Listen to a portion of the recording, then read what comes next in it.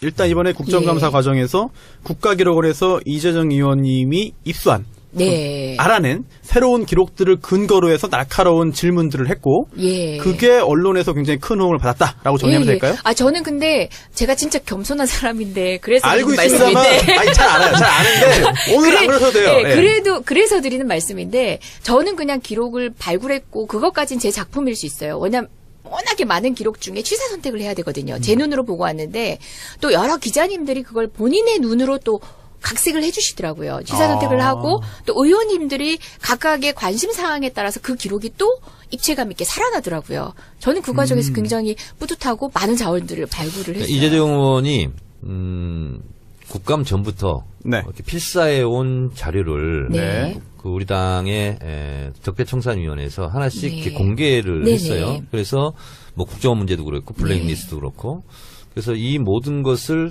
그나마 대충 취합해서 시사인에서 특집으로 냈죠. 거기 보면 이제 별의별 게 다 나와요. 그래서 본인 국감뿐만 아니라 우리 당의 그런 어떤 방향을 설정하는데 근거 자료를 제공했죠. 사실 궁금한 게 하나 있는데 그러면 절차나 규정이 좀 궁금해요. 현역 의원만 가서 열람 할 수 있습니까? 또는 열람하고 필사라는 게 직접 손으로 베껴 쓰는 거잖아요. 그렇죠. 그러면은 그거나 복사나 그죠? 법률적으로 큰 차이 없잖아요. 촬영이나 복제나 이런 게 안 되기 때문에 필사할 수밖에 없었던 저희 건가요? 변호사님이시잖아요. 사실 국회의원이 볼 수 있는 거면 일반인도 볼 수 있는 거예요. 그렇습니다. 저는 국회의원이지만 비밀 기록은 근접해 가지도 못했어요. 그건 일반인도 못 보는 거고요. 맞습니다. 제가 볼 수 있는 공개 기록은 여기 계신 누구든 볼 수 있는 거여야 되는데 지금 현재 워낙 지금 상태에서도 적폐청산이라고 저렇게 이제 그 정치보복이라고 공격을 하는 야당을 의식하지 않을 수 없는 지금 국가기록원의 보수적인 판단 때문에 그렇게 된 거죠. 그런가요? 아니 저거 나올 수 있으면은 복사도 할 수 있는 거고 촬영도 할 수 있어야 되는 거잖아요. 그렇죠. 그리고 통상 국회에서 국감 전에 자료 요청을 하는 방식으로 요청했을 때 국감에 활용되기 위해서 자료가 보내져야 맞거든요. 그렇죠. 근데 자, 그러면 그렇지 않다 보니까 이재정 의원님이 어쩔 수 없이 녹아다녔습니다. 세상에 공개시킨 그 기록 탑5 탑5 5개를 좀 한번 풀어보시죠. 순서 상관없이 말씀드린다면은 일단 먼저 생각이 나서 아까 썰전 얘기하시니까 썰전에 나오신 그분 한 진행자분 다스에 있어서만큼 본인 목소리를 못 내고 계시는 그분과 관련된 그분이 청와대에 있다 나오시지 않았습니까? 그분의 선거를 지원하라. 그분 그다음에 정진석 지금 전 원내대표 자유한국당의 지금 의원이신 그분이 출사표를 던졌을 때 청와대 차원에서 창구를 만들어서 선거를 지원하라는 얘기가 민정수석실에서 나옵니다. 감시를 해도 뭐 할 판에 청와대 팔아서 선거운동 하고 있는지 아닌지 감시하라 해야 맞는 거잖아요. 근데 창구를 만들어서 전격적으로 지원하라. 당시 민정수석이 누구였죠? 당시 민정수석이 그 부분은 제가 쭉 확인을 해서 자막으로 넣읍시다. 자막으로 처리하겠습니다. 그렇게 하겠습니다. 오디오인데 자막. 음성 자막으로. 그리고 그때 당시 그걸 보면은 MB 퇴임 이후를 대비해서라는 말도 나옵니다. 그렇죠. 청와대 출신 총선 출마자들 지원해라. 유효하지 않았습니까? 이번에 어쨌든 간에 그 썰전에 그분도 나름 진행에 있어서 반영을 하고 계신 거 아닙니까? 그게 나왔고, 총선 지원 관련. 그리고 이거는 중국 CCTV에서도 여러 번 우리나라 그 SBS 방송을 여러 번 도용해서, 그러니까 허가를 얻지 않고 계속 방송을 했다고 하는데요. 그 세자, 누구를 칭하는 말인지 기억하시죠? 이건희와 그 아들인 이재용을 지칭하는 방식으로 세자. 이렇게 얘기를 합니다. 그 자체가 이제 우리 중화권에서는 그러니까 중국 일본 등에서는 굉장히 딱 와닿는 표현이잖아요. 왕의 계승이니까. 그렇죠. 그런 방식으로 재벌을 대하고 있었고 정치권이 적극적 조력을 하고 있었다는 게 너무 충격적이었던 거죠. 청와대에서 그러니까 삼성을 지원하라. 그렇죠. 이재용 부회장이 뇌물을 제공했다. 라고 하는 점에 지금 재판도 받고 있고 그런데 증거도 활용이 됐죠. 제출됐죠. 그게 소위 말하는 이제 수기로 공식 문건 뒤에 회의 문건 뒤에 수기로 되어 있는 부분이에요. 그런가요? 그런데 그 내용 이외에도 상당히 많은 내용인데 수기라고 하면은 흔히들 그런 생각하실 수 있잖아요. 그냥 본인이 이제 끄적거리다. 또는 두 사람이 얘기하면서 쓰다. 이렇게 볼 수 있는데 전체 내용을 보면요. 기승전결이 분명해요. 모든 사안을 파악하고 있는 사람끼리 군더더기 없이 논리적 전개에 따라서 수기가 이루어져 있습니다. 저는 적절한 이제 결합체에 회의가 있지 않으면 그런 방식의 수기가 불가능하다고 느껴졌어요. 아무리 정말 노트가 일상적으로 활용되는 어떤 이제 습관이 있는 분이라고 할지라도 본인 혼자 쓰면서 그렇게 완결적인 글을 쓰기가 쉽지 않거든요. 쉽지 않죠. 예. 네. 그래서 청와대 차원에서 굉장히 적극적으로 관여했구나라는 걸 짐작할 수 지금은 있는 그것은 내용이었습니다. 기록에는 없고 느낌적인 느낌이었죠. 예, 느낌적 느낌이죠. 예. 네. 세 번째는? 예. 세 번째는 아무래도 뭐 블랙리스트, 화이트리스트 관련된 여러 가지 내용인데요. 그건 MB 정부 당시의 문건이 저는 있을 줄 몰랐어요. 그러니까 소위 말하는 캐비넷 문건은 청와대, 이번 박근혜 청와대에서 누락한 문건이거든요. 근데 그 밑에 보니까 캐비넷 문건 밑에 스프링 노트가 하나 있었던 거예요. 저도 처음에 그걸 열 때는 이거는 박근혜 정부 당시에 그 문서다라고 생각하고 열었는데 보다 보니까 MB 건 거예요. 청와대에 그냥 몇 년간 묵혀져 있었던 문건이 같이 이관이 된 거예요. 거기에 보니까 소위 말하는 대수비라고 해서 대통령 주재 비서실장, 대통령 수석비서관 회의에 안건이라고 나오는데 거기에 블랙리스트와 관련된 내용이 나오고요. 그다음에 MB, 그러니까 VIP 보고라고 해서 보고 사항이라고 해서 또다시 블랙리스트 관련된 내용이 나와요. 지금 MB가 수사 대상이 되느냐 안 되느냐, 알았느냐 아니냐 가지고 굉장히 문제가 되고 있을 텐데 직보를 받았다. 어떻게든 회의체에서 대통령이 주재하는 회의체에서 안건이 될 정도로 공식화돼서 논의가 됐었다라는 얘기인 거죠. 충분한 증거가 될 수 있는 거죠. 네. 또 MB 쪽도 충격적인 건 많았지만 저는 그러니까 박근혜 대통령의 실수비라고 해서 비서실장 주재. 그러니까 같은 회의인데 대통령이 주재하는 게 있고 비서실장이 주재하는 게 있는데 수석비서관이라고 하면 어느 정도 급입니까, 의원님? 뭐 장관을 휘두르는 자리죠. 사실은. 그렇죠. 네. 사실상 급을 떠나서 거의 장관급이에요. 그러니까 각 분야의 장관급이 모여서 정말 국무회의에 버금가는 또는 그보다 으뜸인 그런 류의 회의체에서 주 3회 얘기를 하는데 주 3회 동안 하는 얘기의 4분의 1은 역사교과서 얘기고 4분의 1은 대통령이 시정을 어떻게 홍보할 것인가의 얘기고 정말 비율상으로. 그리고 4분의 1은 대통령을 비난하는 하다못해 어떤 글 또는 벽화 이런 거 어떻게 치울 건지에 대한 얘기. 야. 그런 얘기가 그 국무위원급 회의, 국무위원을 능가하는 브레인들이 모인 회의에서 계속 나옵니다. 국가와 국민은 사실 뒷전이고 본인들의 정치적인 그런 성공과 포장을 위해서 노력을 한 거네요. 정말 지금 중요한 지적하신 게 저는 그런 식의 조악한 회의를 했다가 중요한 게 아니라 그 시간에 방치한 국가 사무는 어떻게 되는 거예요? 현안들이 정말 줄줄이 있었던 시기 아닌가요? 외교도 문제고 북한 문제도 그렇고 사실상 경제 문제 시작해서 많은 것들이 국가적 현안이 쌓여 있는데 청와대 컨트롤타워는 그냥 그것에는 신경조차 쓰지 않겠다라고 선언했던 거나 진배 없죠. 아, 그러면 지금 혹시 계속해서 필사 작업을 다른 분들이 하고 있나요? 아니요. 일단은 제가 또 나왔죠, 이제. 예. 그래서 국감 때 풀어먹었지. 예. 네. 근데 그게 제가 봤던 기록조차도 한 1000분의 1 정도 될 거고요. 그것도 이제 국가 기록이 사실상 우리나라가 그렇게 정교하지 않아서 제목만 보고는 내용을 추단할 수 없어요. 그런 상황에서 이제 찍어서 이제 유추해서 앞뒤 뭐 기록을 더 찍어서 목록을 지정해서 이제 달라고 하고 이런 방식으로 본 거라서 제가 본 기록도 빙산의 일각이고요. 제가 확인한 내용 중에 제가 가지고 나올 수 있었던 여러분한테 공개할 수 있었던 내용도 한 100분의 1밖에 안 돼요.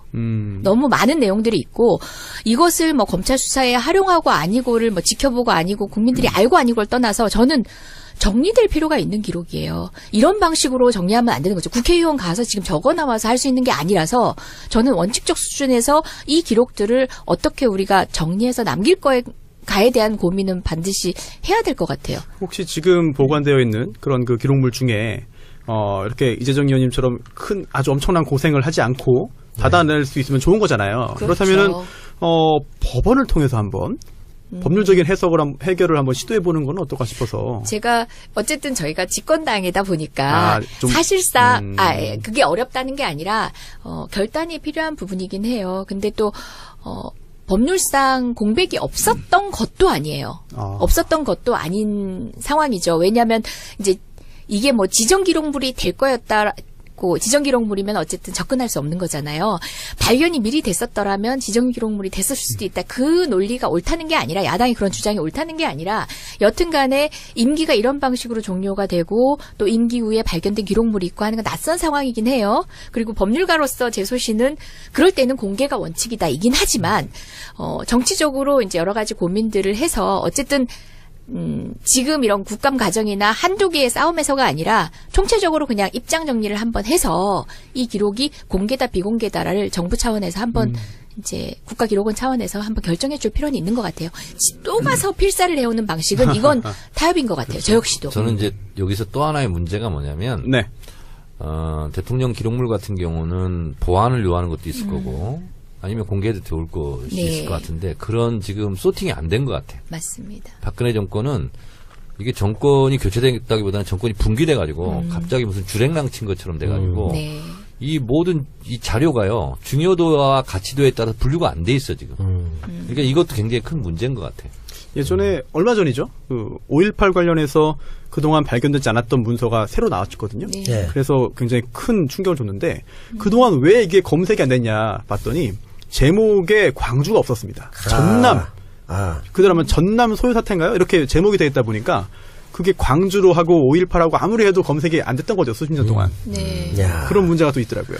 이거는 저희가 이제 뭐 이번 MB 박근혜에 대한 어떤 죄상을 드러내는데 필요해서가 아니라 국가기록물 체제에 대한 전반적인 이제 정비가 필요한 것 같아요. 지금도 목록을 보고는 유추할 수 없는 내용들이에요. 그리고 사실상 이대로 국가기록원에 보관을 했다가는 어디에 뭐가 있는지 몰라서 영원히 기록으로서의 의미가 없는 거죠. 후대가 그걸 통해서 학습할 수 없고 들여다볼 수 없으면은 영원히 기록인 게 아닌 거죠. 그럼 금강 캐듯이 해야 되는 거예요. 사실 국가기록원 만들고 대통령 기록물 만든 게 어찌 보면은 후대에 자료를 잘 정리해서 네. 잘 찾고 잘 활용할 수 있도록 해주는 게 목적이었을 텐데 네. 지금은 오히려 그게 아니라 감추는 게 목적이 네. 되어버린 거 아닌가 그런 좀 생각이 듭니다. 아니 우리가 무슨 얘기할 때 뭐 조선시대야? 이런 얘기 하잖아요. 네네.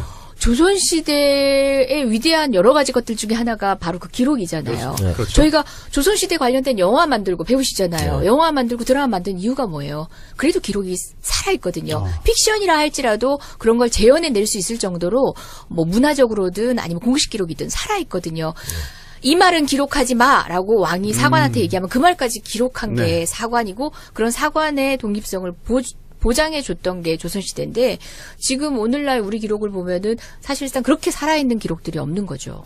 네. 그렇죠. 네. 실록도 있고 뭐 그렇죠. 승정원 일기도 있고 뭐 그렇지 않나요? 그렇죠. 조선왕조 실록도 있고 오히려 박근혜 정부는 대국민 보물찾기를 한 게 아닐까. 한번 찾아봐라. 네. 오늘의 기록물에 대해서 따끔한 지적을 해주셨으면 좋겠어요. 선배님께서. 그러니까 저만 느낀 문제의식인지 모르겠지만 제가 최근에 이런 대통령 기록물이라든지 아니면 조선시대의 기록 등 기록에 대해서 굉장히 많은 관심을 갖다 보니까 생각난 게 그럼 국회의 기록은 어떤가라고 봤더니 국회의 기록은요. 속기록? 속기사가 속기록하죠. 네. 엄청난 양의 속기록이 쌓여 있어요.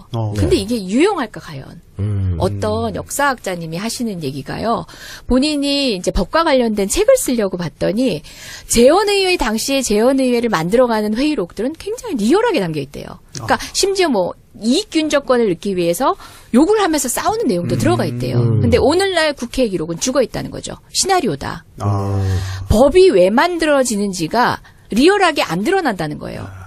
이제 그 속기록을 하지 않는 회의에서의 합의 또는 지금 자유한국당 같은 경우는 간사간 합의를 통해서 차후에 안건에 올리겠습니다 하면 18세 선거연령이나 그냥 묻혀버리는 거예요. 자기들이 왜 반대하는지가 속기록에 드러나지 않는 거예요. 네. 그런 얘기를 하시면서 국회의 기록은 사실상 양만 많지 그 법이 어떻게 만들어지고 언제는 어떻게 누군가가 어떤 이유로 반대했고 하는 것을 유추할 수 있을 만큼의 히스토리가 없다. 살아있는 기록이 아니다 얘기하더라고요. 사실 재판에서도 과거에는 증인신문하면은 정말 다 축소하고 추각하고 앞자르고 뒷자르고 요약해가지고 했잖아요. 조서가 그렇게 나왔는데 이제 제도가 바뀌어가지고 그대로 녹음하고 녹음된 거 틀어서 다시 한번 그대로 이제 쓰기 때문에 사실 그 재판에 출석하지 않아도 그 내용 읽어보면 분위기 파악이 좀 되거든요. 네. 국회도 좀 그렇게 했으면 좋겠네요. 근데 국회도 그렇게 하긴 해요. 아 그래요?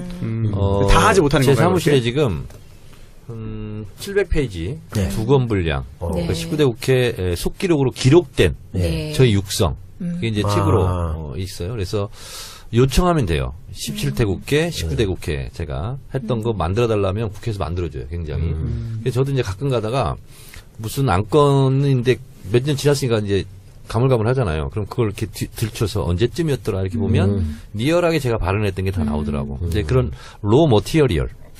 이거 아세요? 로 머티리얼. 이거는 잘 돼 있어요. 왜냐면 있는 그대로 다 썼으니까. 네. 그래서 그거 보게 돼 가끔 웃을 때도 있어요. 욕설도 있습니까? 저는 욕설을 해본 적은 없는데 네.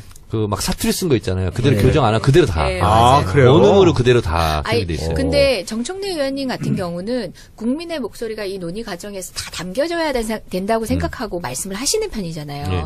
근데 그렇지 않은 의원님들도 계세요. 여야를 막론하고, 그러니까 국회의원의 품이라고 생각하시면서 사실상 논쟁이 돼야 될 내용들을 속기록에는 남기지 않는 방식으로 속기록 이외의 어떤 뭐 간사간협일 수도 있고, 물론 그건 뭐 정치의 관행이긴 하지만 그렇게 회피되는 논쟁들이 사실 살아있는 기록이 못 되게 만든다는 그러니까 거죠. 이제 국회의원들이 발언하는 게 대정부 질문이 있고 상임위 질의가 네. 있고 국정감사가 있는데 법이 만들어지는 과정 이거는 뭐냐면 법안 소위 네. 또 속기록물이 있습니다. 거기에 보면 나와요. 누가 반대를 했는지 누가 찬성을 했는지.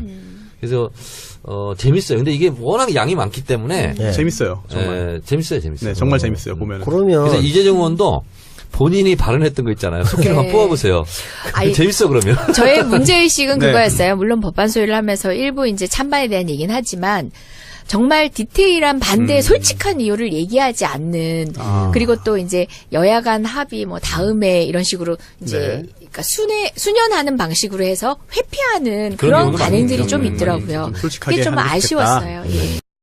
일단 이번에 국정감사 예. 과정에서 국가기록을 해서 이재정 의원님이 입수한 네. 알아낸 새로운 기록들을 근거로 해서 날카로운 질문들을 했고 예. 그게 언론에서 굉장히 큰 호응을 받았다라고 정리하면 예, 예. 될까요? 아 저는 근데 제가 진짜 겸손한 사람인데 그래서 알고 드리는 있습니다만 말씀인데 아니 잘 알아요. 잘 아는데 오늘 안 그러셔도 돼요. 네, 예. 그래서 드리는 말씀인데 저는 그냥 기록을 발굴했고 그것까진 제 작품일 수 있어요. 왜냐면 워낙에 많은 기록 중에 취사 선택을 해야 되거든요. 제 눈으로 보고 왔는데 또 여러 기자님들이 그걸 본인의 눈으로 또 각색을 해주시더라고요. 취사 선택을 하고 또 의원님들이 각각의 관심 사항에 따라서 그 기록이 또 입체감 있게 살아나더라고요. 저는 그 과정에서 굉장히 뿌듯하고 많은 자원들을 발굴을 했어요. 이재정 의원이 국감 전부터 네. 이렇게 필사해 온 자료를 네. 그 우리 당의 적폐청산위원회에서 하나씩 네. 이렇게 공개를 네네. 했어요. 그래서 뭐 국정원 문제도 그렇고 블랙리스트도 그렇고 그래서 이 모든 것을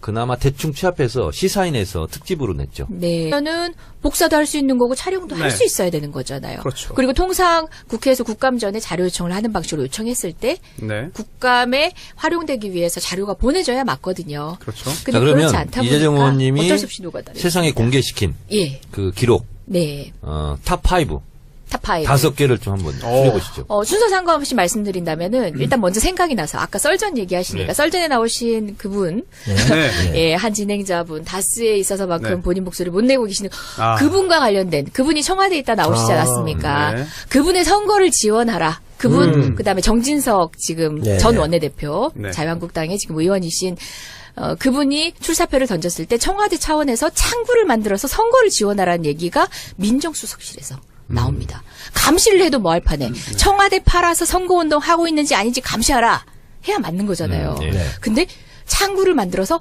전격적으로 지원하라. 당시 민정수석이 누구였죠? 당시 민주수석이 그 부분은 제가 쭉 넘어가죠. 확인을 해서 네. 자막으로 둡시다. 네. 거기 보면 이제 별의별 게 다 나와요.